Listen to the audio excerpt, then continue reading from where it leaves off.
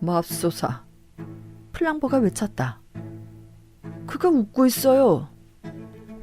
이 집에서 나갑시다. 브라운 신부가 창백한 얼굴로 말했다. 이 지옥 같은 집에서 어서 나가서 우리 배를 타요.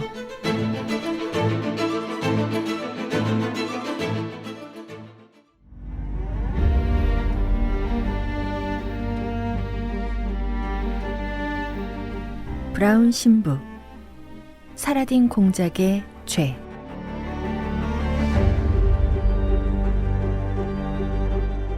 오늘의 이야기, 사라딘 공작의 죄는 브라운 신부 1편, 푸른 십자가에 등장했던 범죄자 플랑보가 나오는데요. 신부한테 덜미를 잡혀서 결국 범죄에서 손을 떼고 탐정이 된 인물이죠. 그래서 두 사람이 같이 나오는 단편도 꽤 있습니다. 오늘의 이야기에도 플랑보가 등장하는데요. 브라운 신부와 함께 조그마한 배를 타고 휴가를 떠나는 이야기예요. 그런데 여행 중에 참으로 기묘한 일을 경험하게 되는데요. 이 이야기는 마치 안개가 가득 낀 숲속에서 담요를 깔고 누워 잠들 듯 말 듯한 상태에서 이야기책을 듣는 느낌이에요. 무슨 느낌인지 모르시겠다면 들어보시면 압니다. 이 책 들어봤니? 플랑보는 웨스트민스터에 있는 자신의 사무실을 나와 한 달간 휴가를 떠나기 위해 작은 범선을 탔다. 그 배는 너무 작아서 노를 젓느라 시간 대부분을 보내야 했다. 게다가 그는 배를 동부 지역의 작은 강으로 몰았는데 강이 너무 작아서 마치 마법의 배처럼 초원과 옥수수밭을 가로질러 육지를 항해하는 것처럼 보였다. 그 배는 두 사람이 겨우 탈 수 있을 정도의 크기여서 필수품만 실을 수 있었고 플랑보는 그의 특별한 철학에 따라 필요하다고 생각되는 물건들을 배에 실었다. 총 4가지였다. 입맛 없을 때 먹을 연어 통조림, 싸워야 할 때를 대비한 장전된 리볼버, 지쳤을 때를 대비한 브랜디, 그리고 마지막으로 죽을 경우를 대비한 신부 1명이었다. 그는 이 가벼운 짐을 가지고 작은 노퍽 지역의 강을 따라 내려가 결국엔 브로즈 습지에 도달할 계획이었지만 그동안 강변의 정원과 초원, 수면에 비친 저택과 마을을 즐기고 물가 모퉁이에서 낚시하며 강변의 항해를 즐겼다. 철학자다운 플랑보의 휴가는 특별한 목적은 없었지만 철학자답게 변명거리는 있었다. 그는 절반 정도의 목적이 있었는데 그 목적이 성공하면 이번 휴가를 멋지게 장식하겠지만 실패해도 휴가를 망치지 않을 정도로 가볍게 여겼다. 몇 년 전 그가 도둑들의 보스로 파리에서 가장 유명한 인물이었을 때 그는 종종 찬사와 비난, 심지어 사랑을 고백하는 편지를 받곤 했다. 그 중에 기억에 남는 편지 하나가 있었는데 영국 소인이 찍힌 봉투에 들어있던 명함 한 장이었다. 명함 뒷면에는 녹색 잉크의 프랑스어로 이렇게 적혀 있었다. 만약 당신이 은퇴해서 존경받는 사람이 된다면 나를 만나러 오세요. 나는 당신을 만나고 싶습니다. 왜냐하면 나는 이 시대의 모든 위인을 만났기 때문입니다. 형사가 다른 동료 형사를 체포하게 만든 그 속임수는 프랑스 역사상 가장 멋진 장면이었습니다. 명함 앞면에는 노퍽 리드섬, 리드저택, 사라딘 공작이라고 새겨져 있었다. 그는 당시 공작에 대해 별로 신경 쓰지 않았고 그가 남부 이탈리아 사교계에서 유명 인사라는 것만 확인했다. 젊었을 때 그는 고위층의 유부녀와 사랑의 도피를 했다고 전해지는데 사교계에서는 그다지 놀라운 일이 아니었지만 이후 벌어진 비극으로 사람들의 기억에 남게 되었다. 모욕당했다고 생각한 그녀의 남편이 시칠리아 절벽에서 몸을 던져 목숨을 끊은 것이다. 이후 공작은 한동안 빈에 살았지만 최근 몇 년 동안은 한 곳에 정착하지 않고 여행을 하는 것 같았다. 플랑보 역시 공작처럼 유럽의 명성을 뒤로하고 영국에 정착했으니 노퍽의 브로즈로 가서 저명한 망명자를 깜짝 방문할 수도 있겠다는 생각이 들었다. 하지만 플랑보는 그를 찾을 수 있을지 확신할 수 없었는데 그곳은 아주 작은 마을이자 잊혀가는 곳이었기 때문이다. 그러나 플랑보는 예상보다 빨리 그곳을 발견했다. 그들은 어느 날 밤 높게 자란 풀과 짧게 가지치기 된 나무들로 뒤덮인 강둑 아래 배를 정박했다. 힘들게 노를 젓고 난 후라 그들은 일찍 잠들었고 날이 밝기 전에 일어났다. 좀 더 정확히 말하자면 해가 뜨기도 전에 일어났는데 커다란 레몬색 달이 막 지고 있었고 밤하늘은 선명한 보랏빛 푸른색을 띠었다. 두 사람은 동시에 어린 시절을 떠올렸는데 키 큰 잡초가 마치 숲처럼 그들을 감싸던 요정과 모험의 시간을 떠올렸다. 이렇게 크고 낮은 달을 배경으로 서 있는 데이지 꽃들은 정말로 거대한 데이지 꽃처럼 보였고 민들레는 거대한 민들레로 보였는데 왠지 어린이집의 벽지를 떠올리게 했다. 강의 수면이 꽃과 풀 아래쪽에 있었기에 그들은 풀을 올려다보았다. 세상에 마치 요정 나라에 온 것 같아요. 플랑보가 말했다. 브라운 신부는 배에 꼿꼿이 앉아 성호를 그었다. 그의 움직임이 너무 갑작스러워 플랑보는 온화한 시선으로 무슨 일이냐고 물었다. 중세 발라드를 쓴 사람들은 자네보다 요정에 대해 더 많이 알고 있었어요. 요정의 나라에는 좋은 일만 일어나는 게 아니랍니다. 브라운 신부가 말했다. 말도 안 돼요. 플랑보가 말했다. 이런 순수한 달빛 아래서는 좋은 일만 일어날 거예요. 자, 그럼 지금부터 무슨 일이 일어나는지 볼까요? 죽기 전에 이런 황홀한 분위기를 다시는 못 볼지도 모르니까요. 좋아요. 나는 요정의 나라에 들어가는 게 항상 잘못된 일이라고 말한 적 없어요. 단지 항상 위험하다고 했지요. 브라운 신부가 말했다. 그들은 밝아오는 강을 천천히 올라갔다. 보랏빛색으로 빛나던 하늘과 옅은 금빛으로 빛나던 달이 점점 희미해지더니 새벽이 오기 전 광활한 우주 속으로 사라져버렸다.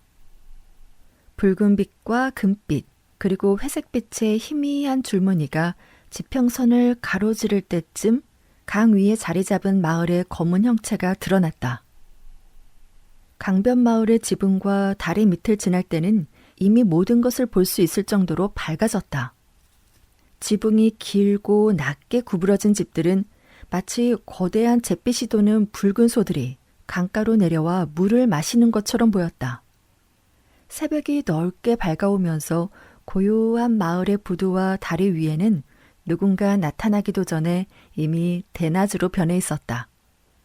그런데 조금 전 사라진 달처럼 둥근 얼굴에 붉은 수염이 난 평온해 보이는 한 남자가 셔츠 소매를 걷어붙이고 강물 위 기둥에 기대 있는 것을 보았다. 플랑보는 충동적으로 흔들리는 배에서 일어나 그 남자에게 리드 섬이나 리드 저택을 아냐고 물었다. 그러자 그 남자의 미소가 넓어지더니 굽이치는 강 위쪽을 손가락으로 가리켰다. 플랑보는 더 이상 말하지 않고 앞으로 나아갔다. 배는 풀이 무성한 모퉁이를 여러 번 돌아 갈대가 우거지고 조용한 강을 따라 흘러갔다. 여행이 지루해지기 전에 그들은 크게 휘어진 모퉁이를 돌아 연못 같기도 하고 호수 같기도 한 장소에 도착했는데 너무나 멋진 풍경이 그들을 사로잡았다. 사방이 갈대로 둘러싸인 넓은 수면 가운데 길고 낮은 섬이 있었고 그 위에는 대나무와 열대지방의 질긴 줄기로 지어진 길고 낮은 방갈로가 보였다. 대나무로 세운 집의 벽기둥은 옅은 노란색이었고 경사진 지붕은 짙은 빨강이나 갈색으로 칠해져 있었다.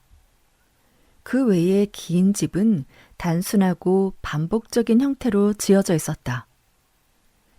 이른 아침 섬 주위에 바람이 불자 갈대가 바스락거리는 소리를 내고 고리진 집은 거대한 팬파이프처럼 노래했다. 오! 플랑보가 외쳤다. 여긴가 봐요. 리드섬. 갈대섬이 바로 이런 곳 아닐까요? 리드 집이 있다면 바로 여기일 겁니다. 수염을 기른 뚱뚱한 남자가 요정이었나 봐요. 아마도요. 브라운 신부가 차분하게 말했다. 만약 그랬다면 나쁜 요정이었겠죠. 그러나 플랑보는 신부가 말을 마치기도 전에 성급하게 갈대밭에 배를 대고 있었고 그들은 기이하고 고요한 집이 있는 긴 섬에 올라섰다.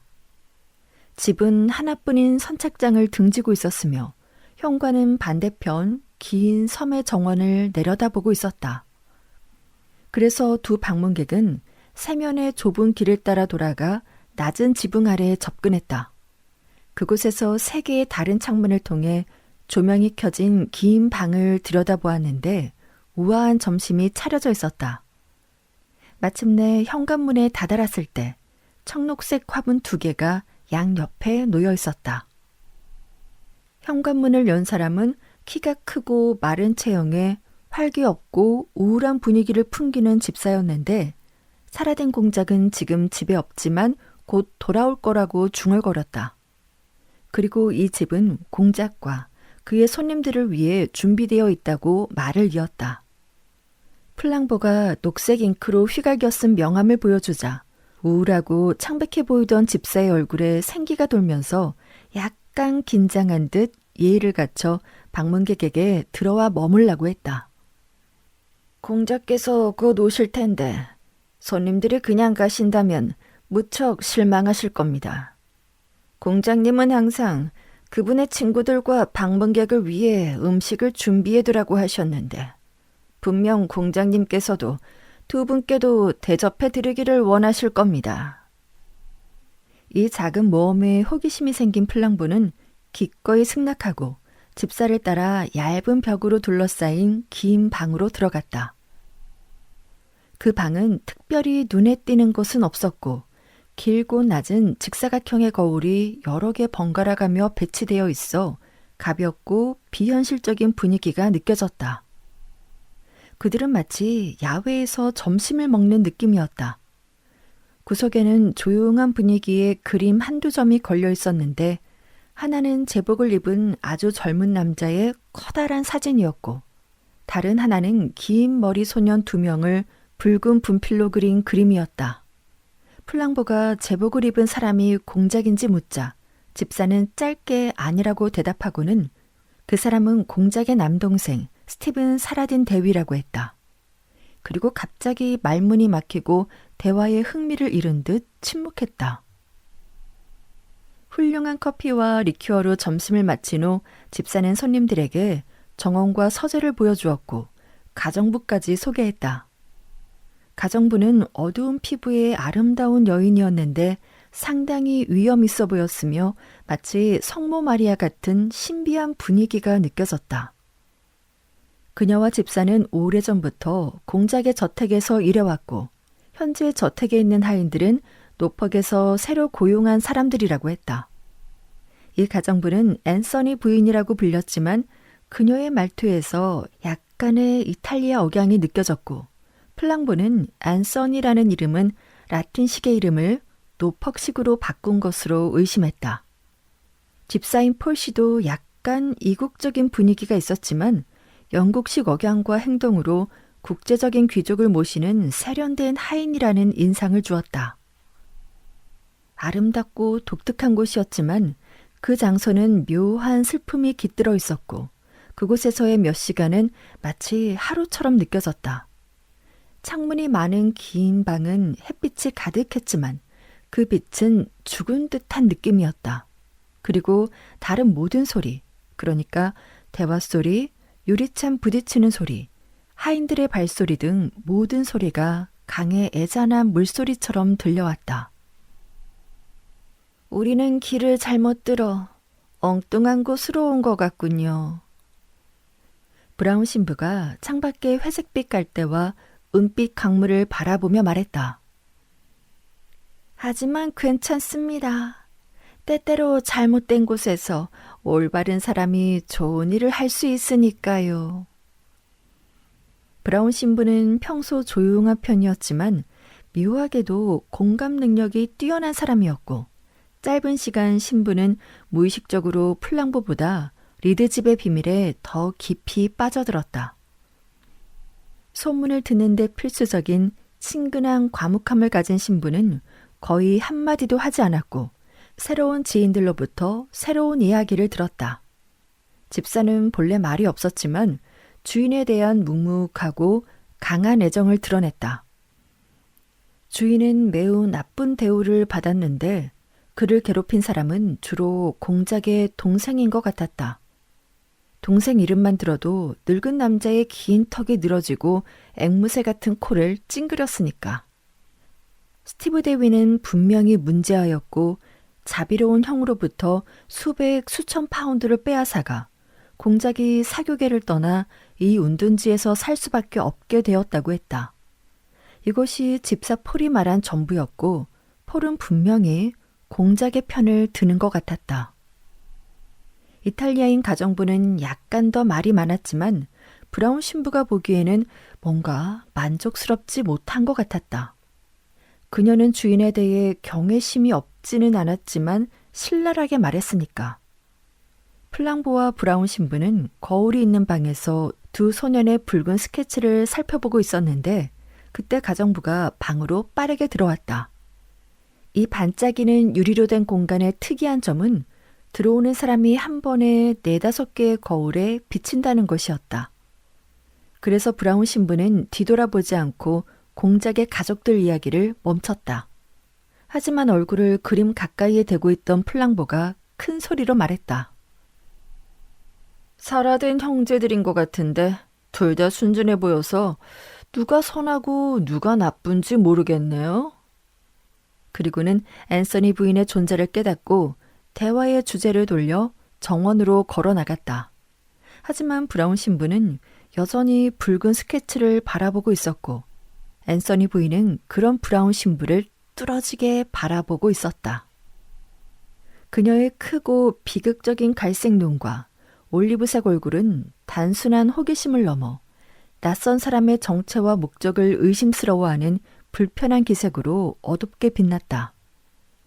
왜소한 신부의 수단과 신념이 남부에서의 고해 성사를 기억나게 했는지 아니면 그녀가 아는 것보다 신부가 더 많은 것을 알고 있다고 생각했는지 가정부 앤서니는 음모를 꾸미는 동료에게 말하듯 낮은 목소리로 말했다.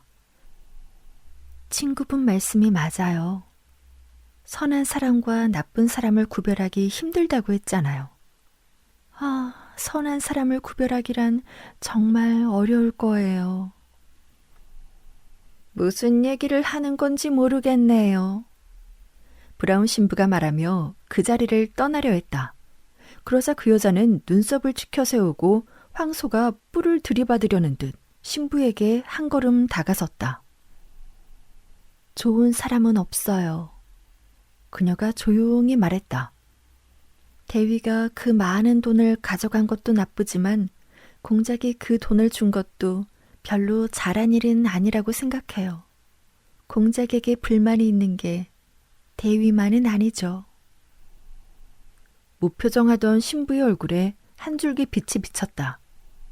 그의 입은 소리 없이 협박 이라는 입모양을 해보였다. 그러자 여자는 갑자기 하얗게 질린 얼굴로 어깨 너머를 돌아보며 쓰러질 뻔했는데 문이 소리 없이 열렸고 창백한 얼굴의 폴이 유령처럼 문간에 서 있었던 것이다. 5개의 벽 거울에 반사된 폴은 5개의 문에서 동시에 들어온 것처럼 보였다. 공자께서 방금 오셨습니다. 집사가 말했다. 순식간에 첫 번째 창문 밖으로 한 남자의 모습이 지나갔는데 햇빛이 비치는 창을 마치 조명이 켜진 무대처럼 가로질렀다.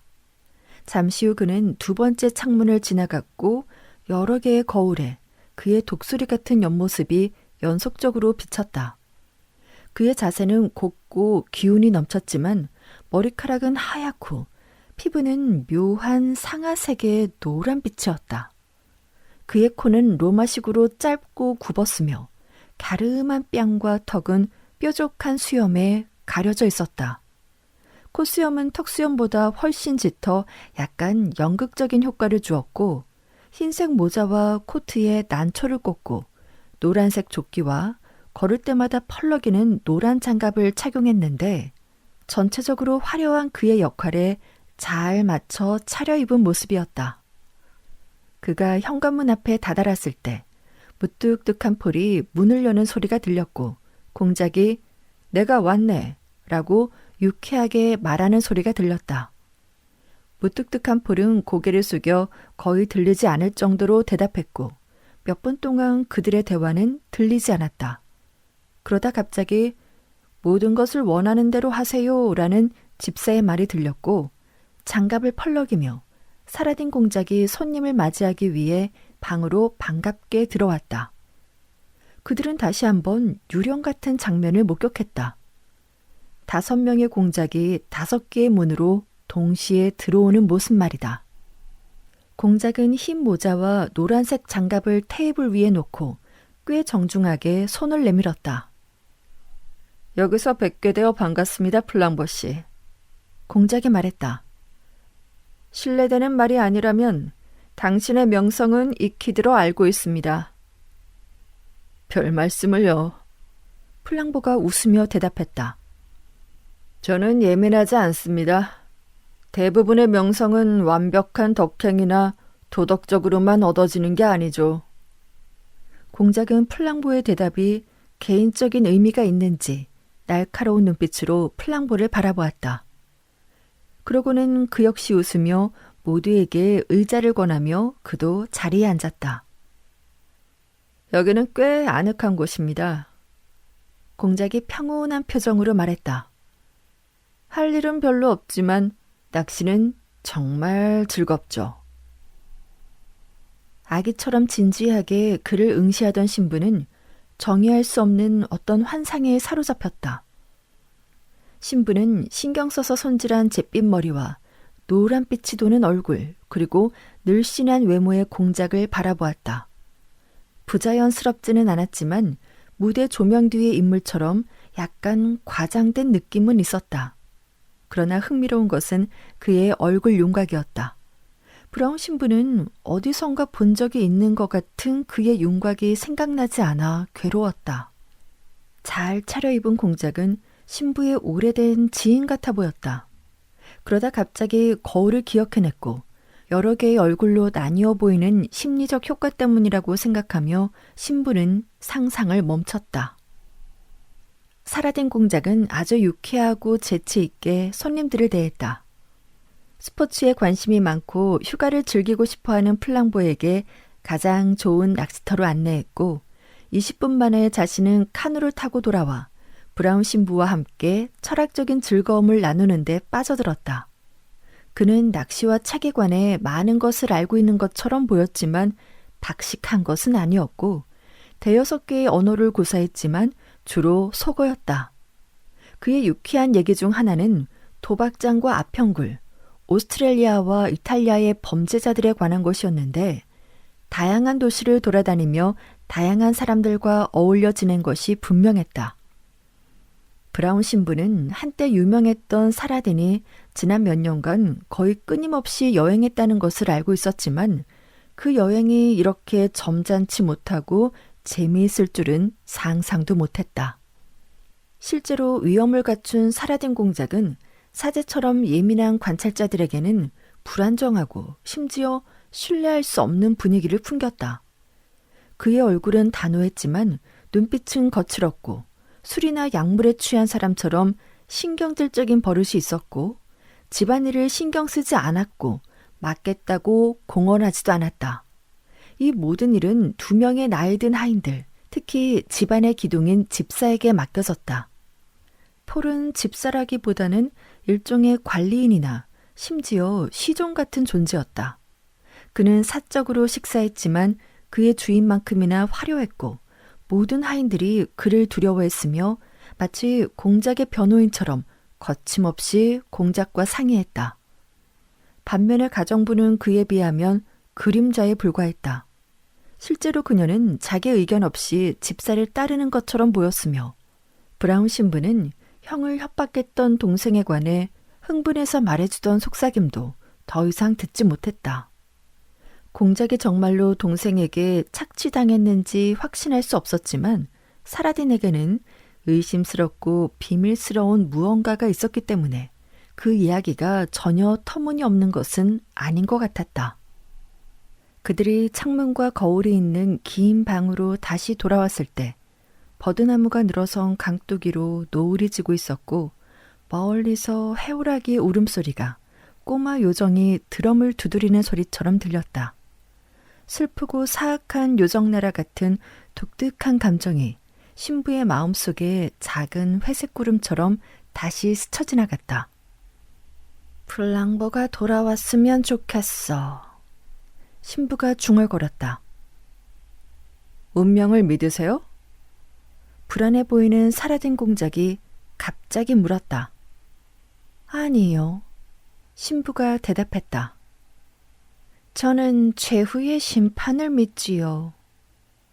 공작은 창문에서 돌아서서 석양의 그림자가 드리워진 얼굴로 신부를 뚫어지게 바라보았다.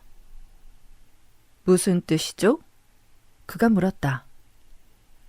우리는 테피스트리의 잘못된 면에 있다는 거예요. 신부가 말했다.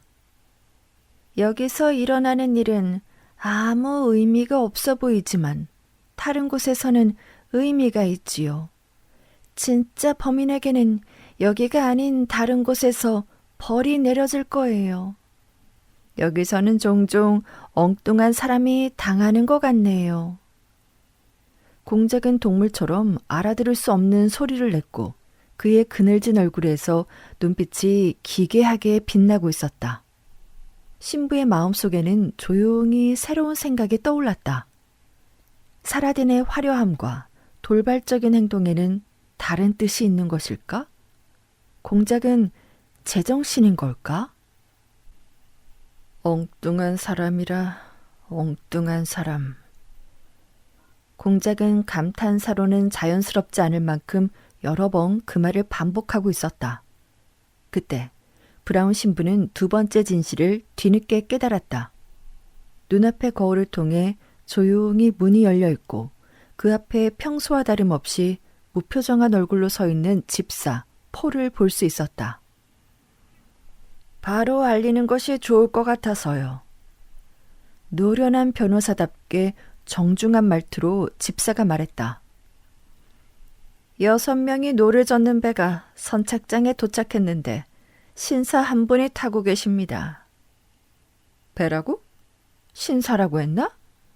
공작이 반복하며 자리에서 일어났다. 침묵 속에서 풀숲의 새소리만이 들려왔다. 누군가 다시 말을 꺼내기 전에 새로운 얼굴이 햇빛이 비치는 세 개의 창문을 따라 지나가는 옆모습이 보였다. 한두 시간 전에 공작이 지나갔던 것과 다를 바 없었다. 그러나 두 사람의 윤곽이 모두 독수리 같다는 우연을 제외하면 공통점은 거의 없었다. 사라딘의 하얀 모자 대신 그 남자는 낡고 이국적인 검은 모자를 쓰고 있었다. 모자 아래로는 젊고 근엄한 얼굴이 보였는데 단호해 보이는 턱은 깨끗하게 면도해 푸르스름해 보였으며 젊은 나폴레옹을 연상시켰는데 그의 오래되고 특이해 보이는 차림이 더욱 그런 느낌을 주었다. 마치 아버지 세대처럼 옷을 갈아입지 않아도 된다고 생각하는 사람 같았다. 그는 낡은 푸른색 프로코트에 군인처럼 보이는 빨간색 조끼, 초기 빅토리아 시대에는 흔했지만 오늘날에는 이상하게도 어울리지 않는 투박한 흰색 바지를 입고 있었다. 이런 낡은 옷차림 때문인지 그의 올리브색 얼굴은 이상하게도 젊고 진지해 보였다. 이런, 사라딘 공작이 말하며 하얀 모자를 쓰고 현관으로 나가더니 석양이 비치는 정원을 향해 문을 활짝 열었다. 그 무렵 새로 도착한 신사와 그의 일행은 작은 군대처럼 잔디밭에 정렬해 있었다. 6명의 뱃사공은 배를 해안으로 안전하게 끌어올려 놓고 노를 창처럼 세우고는 위협적으로 보일 만큼 배를 지키고 있었다. 그들은 거무스름한 피부의 남자들이었고 그들 중 몇몇은 귀걸이를 하고 있었다. 그리고 그들 중 한 명이 붉은 양복조끼 입은 올리브색 얼굴의 젊은이 옆에 서서 낯선 형태의 큰 검은 상자를 들고 있었다. 당신의 이름이 사라딘인가요? 젊은 남자가 물었다. 사라딘은 다소 무덤덤하게 대답했다. 새로운 사람은 불안하고 반짝이는 회색 눈의 공작과는 달리 칙칙한 갈색 눈이었다. 그러나 브라운 신부는 어디선가 그의 얼굴을 본 것 같은 느낌에 다시 한번 고민에 빠졌고 유리로 된 방에 반복되는 특성 때문이라고 생각하고 생각을 멈췄다.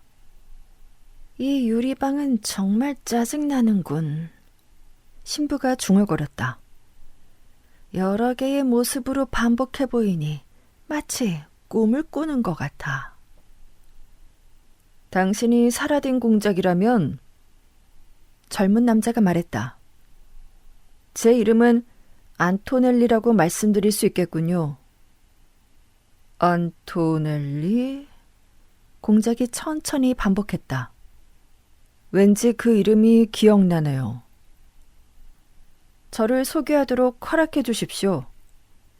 젊은 이탈리아 청년이 말했다. 그는 왼손으로 정중하게 구식 모자를 벗고 오른손으로 사라딘 공작의 뺨을 세게 후려쳤다. 공작의 하얀 실크 모자가 계단 아래로 굴러떨어지고 파란 화분 중 하나가 받침대 위에서 흔들렸다. 공작은 겁쟁이가 아닌 게 분명했다. 그는 상대의 멱살을 잡아 풀밭으로 넘어뜨릴 뻔했다. 그러나 상대는 정중한 태도로 몸을 살짝 뺐다. 이제 됐습니다. 젊은이가 숨을 거칠게 내쉬며 서툰 영어로 말했다. 제가 당신을 모욕했으니 기회를 드리죠. 마르크, 상자를 열게. 남자 옆에 있던 귀걸이를 한 남자가 큰 검은 상자를 열었다. 그리고 안에서 화려한 강철 손잡이와 긴 칼날이 달린 2개의 이탈리아식 결투용 칼을 꺼내 잔디에 꽂았다.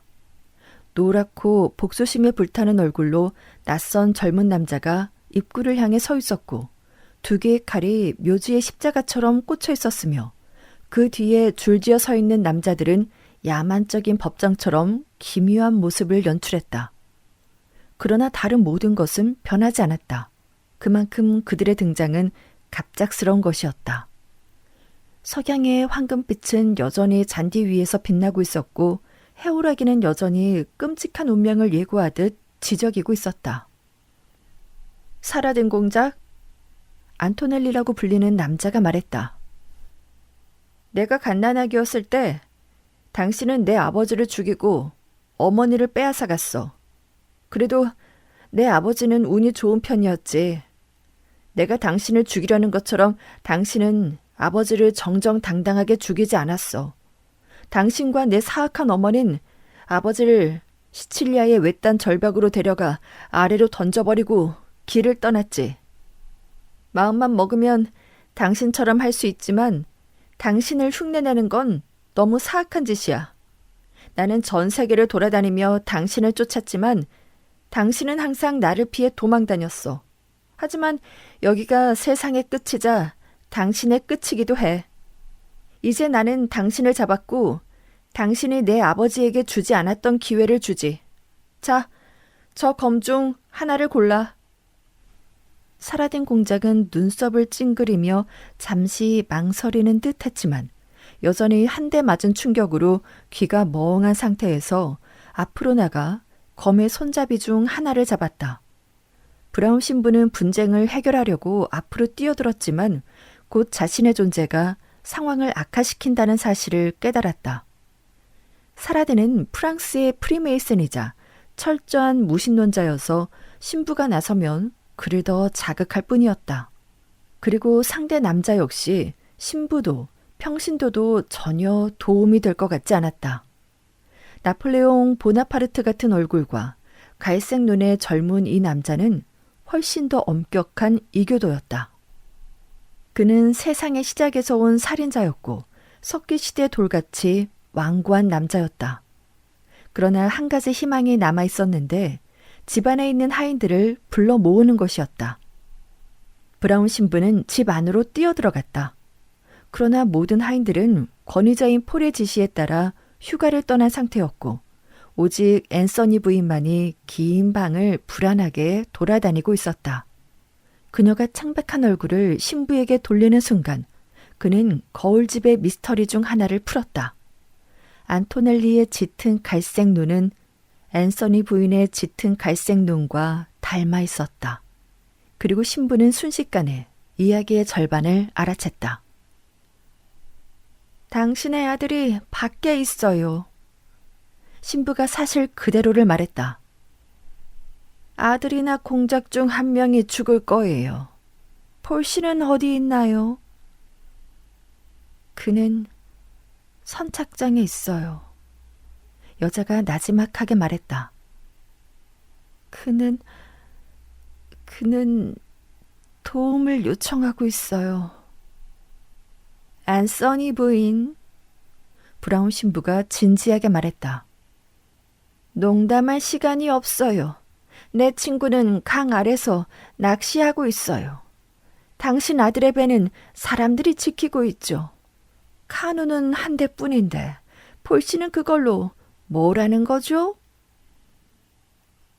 세상에, 저도 모르겠어요. 그녀가 바닥에 쓰러지고 말았다. 브라운 신부는 그녀를 소파로 옮겨 얼굴에 물을 끼얹고 도움을 청한 다음 작은 섬의 선착장으로 달려갔다. 그러나 카누는 이미 강 한가운데 있었고 늙은 폴은 그의 나이가 믿기지 않을 만큼의 힘으로 노를 저어 강을 거슬러 올라가고 있었다. 주인을 구하겠습니다. 그의 눈은 광 쪽으로 불타오르고 있었다. 나는 주인을 반드시 구할 것이다. 브라운 신부는 힘겹게 물살을 거슬러 오르는 배를 보면서 노인이 늦지 않게 주변 마을 사람들을 불러오기를 기도할 수밖에 없었다. 결투는 나쁜 일이지만 신부는 회색빛이 도는 갈색의 거친 머리카락을 문지르며 중얼거렸다. 이 결투는 뭔가 잘못되었어. 하지만 그게 뭘까?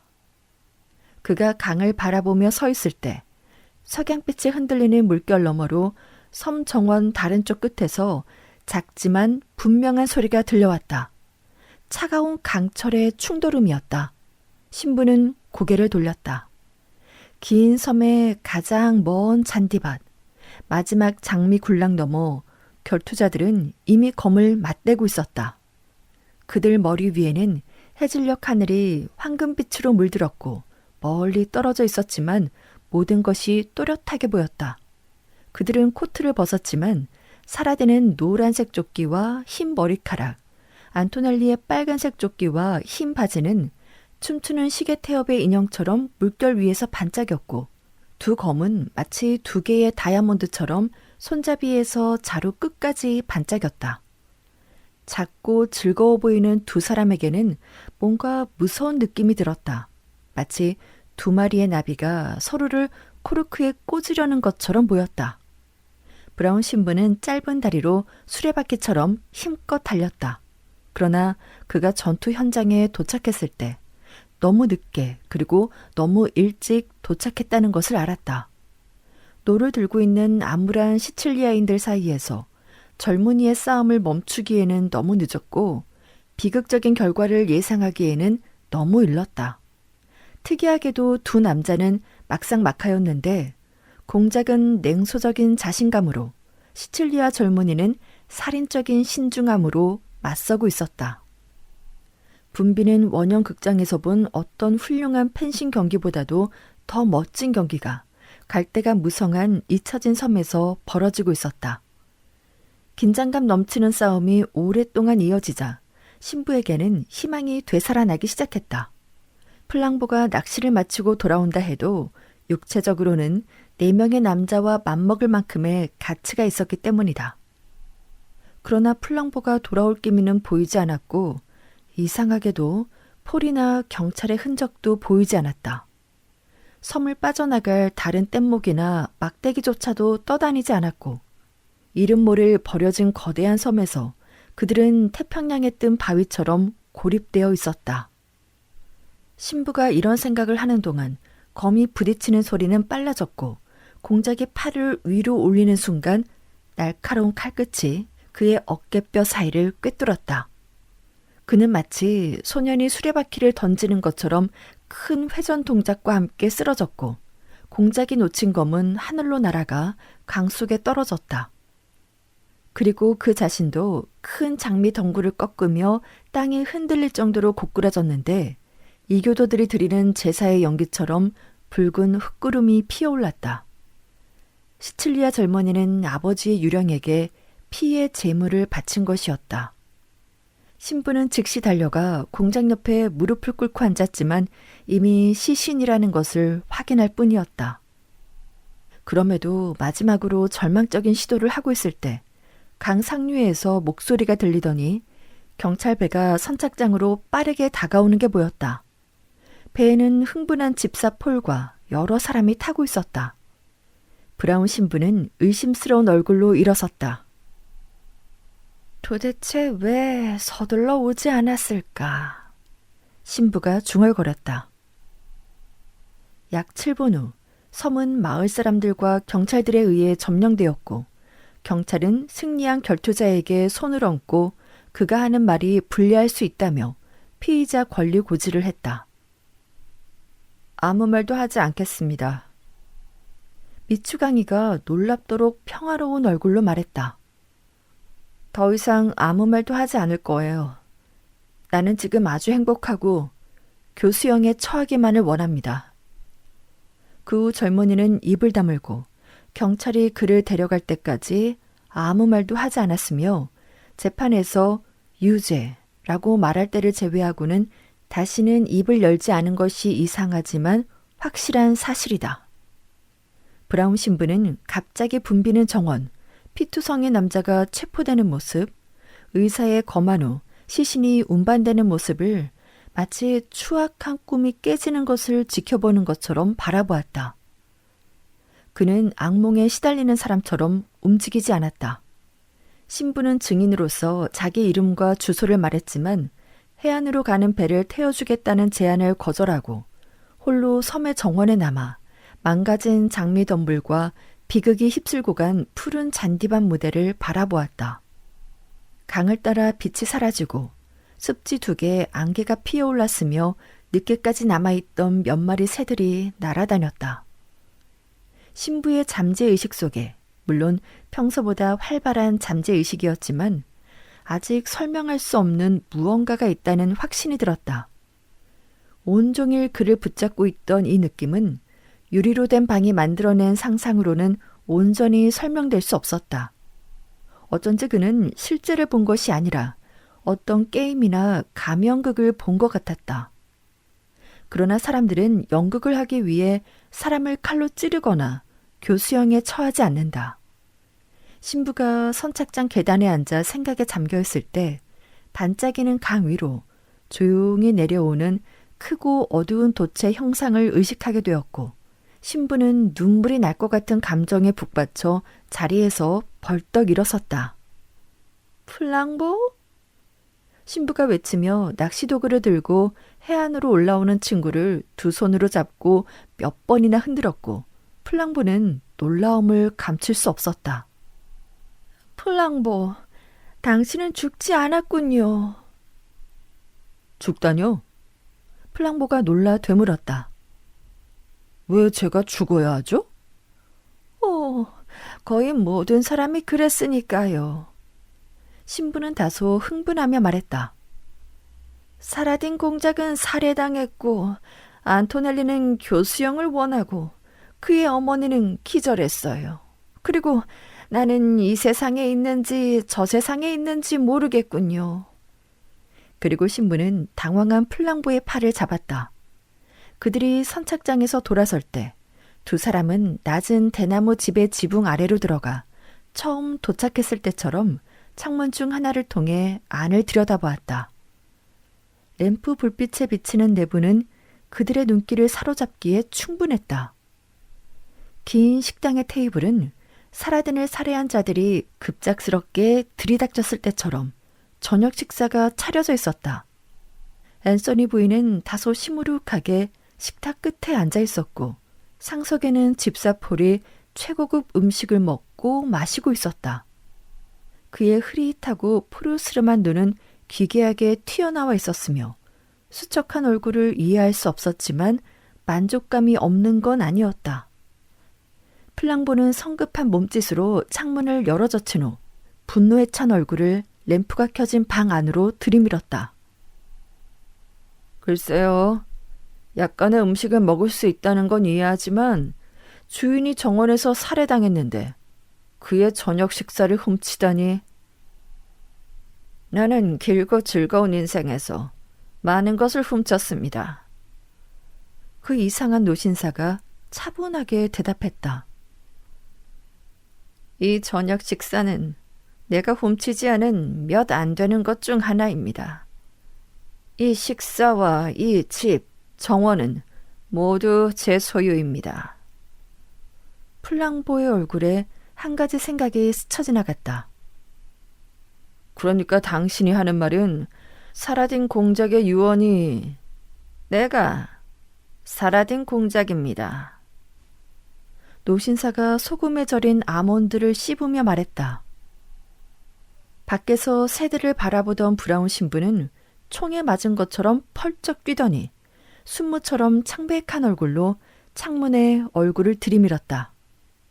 당신이 뭐라고요? 신부가 날카로운 목소리로 물었다.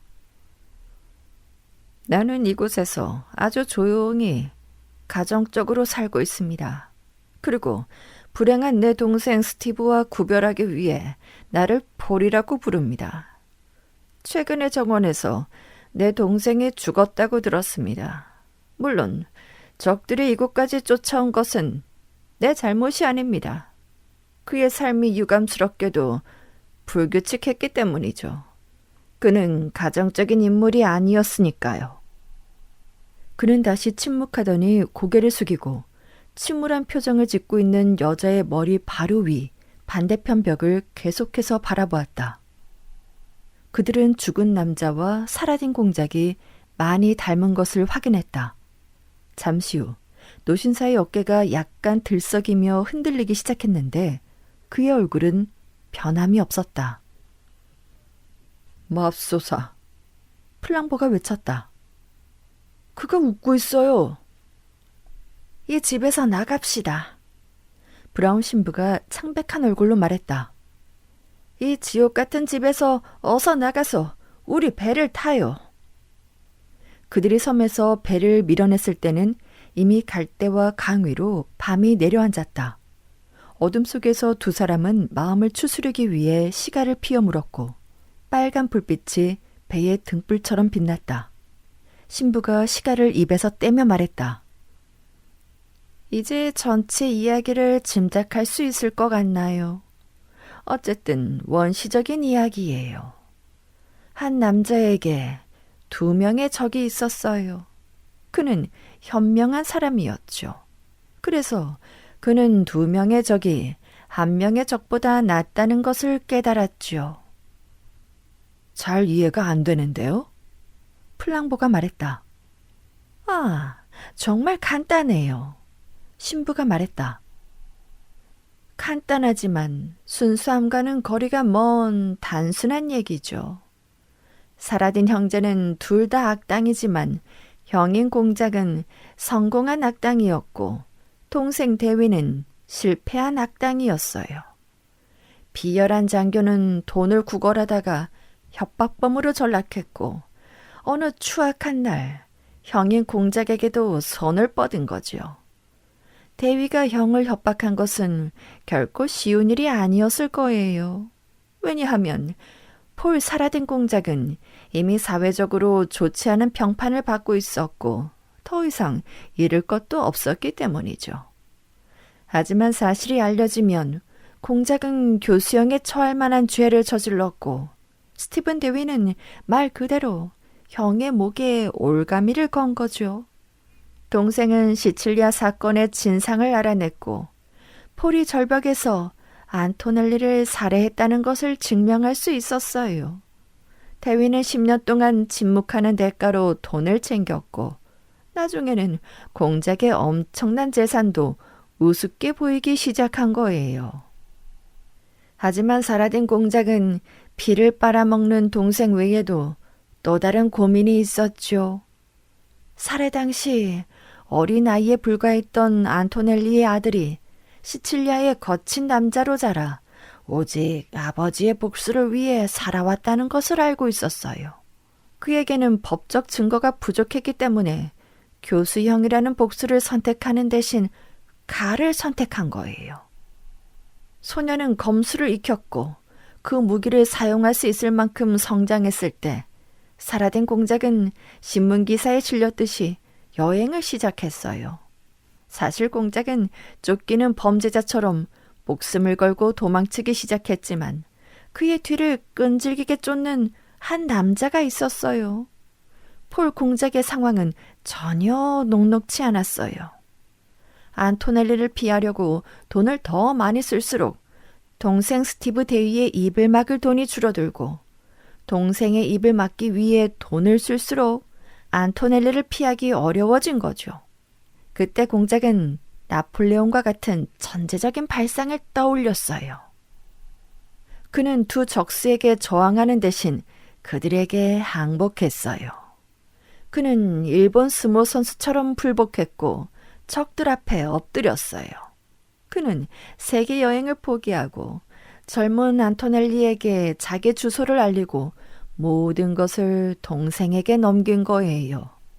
공작은 동생에게 멋진 옷과 편안한 여행을 위한 충분한 돈을 보내며 이렇게 썼어요. 이게 내게 남은 전부다. 너는 나를 완전히 털어갔어. 이제 내게 남은 건 녹퍽의 작은 집과 하인들 뿐이다. 이것조차도 내가 원한다면 가져가거라. 원한다면 와서 소유권을 가져가. 나는 그곳에서 너의 대리인으로 조용히 살겠다. 공작은 시칠리아 젊은이가 형제를 본 적이 없고 다만 사진에서만 봤을 거라는 걸 알고 있었어요. 두 사람은 닮은 데다 모두 회색의 뾰족한 수염을 기르고 있었죠. 사라딘 공작은 수염을 면도하고 그를 기다렸어요. 계획은 성공했죠. 불행한 대위는 새 옷을 입고 저 집에서 공작 행세를 하다가 칼에 찔려 죽게 된 거예요. 그런데 한 가지 문제가 있는데 그건 인간 본성에 대한 명예죠. 사라딘 같은 악당은 인간의 미덕을 전혀 예상하지 못하고 실수를 저질렀어요. 그는 젊은이의 복수가 어둡고 폭력적이며 은밀한 방법을 사용할 거라 예상했던 거예요. 그러니까 밤에 칼에 찔리거나 울타리 위에서 총에 맞아 죽는 것을 당연하게 여겼죠. 그런데 안토넬리가 기사도 정신을 발휘해 모든 설명과 함께 공식적인 결투를 제안했을 때 폴 공작의 계획은 실패했어요. 그때 나는 그가 배를 타고 도망치는 것을 봤죠. 그는 안토넬리가 자기 정체를 알기 전에 모자도 쓰지 않고 배를 타고 도망친 거였어요. 그러나 그는 실패했지만 절망하지는 않았죠. 한 명은 모험가이며 또 다른 한 명은 미쳤다는 걸 알고 있었으니까요. 동생 스티브 대위는 자기가 맡은 역할 연기를 즐기는 사람이었고 새롭고 아늑한 거처를 잃고 싶지 않았으며 자기는 운이 좋을 거라 믿고 있었고 뛰어난 검술 실력에 자신감이 있어 입 다물고 있을 가능성이 컸던 거예요. 미친 안토넬리 역시 가족 이야기를 하지 않고 조용히 교수형에 처할 것을 확신했어요. 폴은 싸움이 끝났다는 것을 알 때까지 강가에 머물렀어요.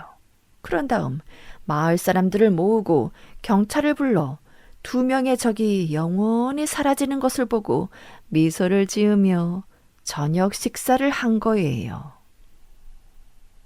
웃다니 신이여. 플랑보가 몸을 부르르 떨며 말했다. 그런 생각은 악마에게서 얻는 걸까요? 그런 생각은 당신에게서 배웠어요. 신부가 말했다. 그럴 리가요. 내게서 배웠다뇨? 플랑보가 외쳤다.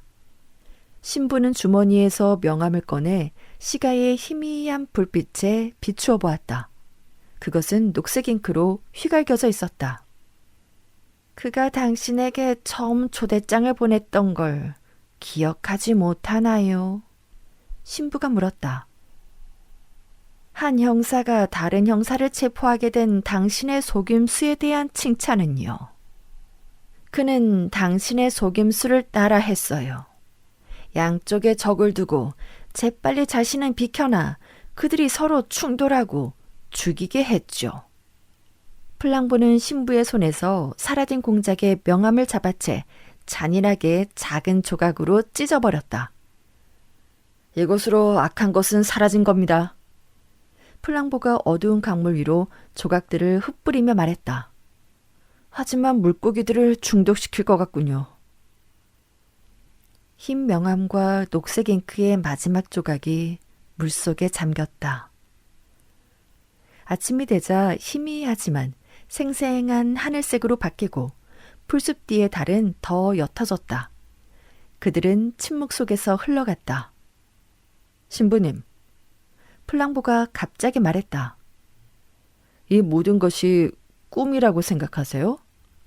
신부는 고개를 저었지만 그것이 반대의 뜻인지는 알 수 없었다.